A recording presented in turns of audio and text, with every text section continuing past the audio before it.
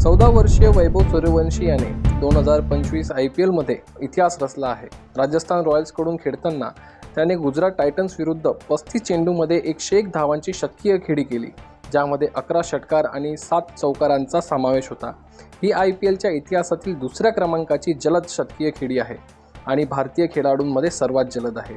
वैभवचा हा प्रवास अगदी सहज नव्हता।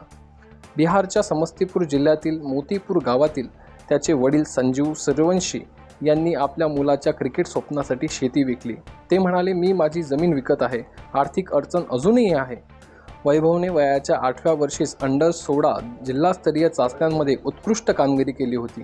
राजस्थान रॉयल्सने वैभवला 13 वर्ष 8 महिन्यांच्या वयात 1.10 कोटी रुपयांना विकत घेतले होते।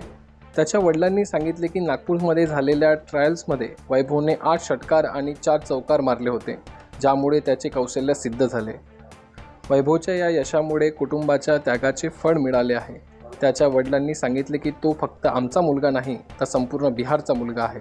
वैभव सूर्यवंशीची ही प्रेरणादायी कहाणी त्याच्या कुटुंबाच्या समर्पणाची आणि त्याच्या अपार मेहनतीची साक्ष आहे। युवा क्रांती न्यूज, शेगाव।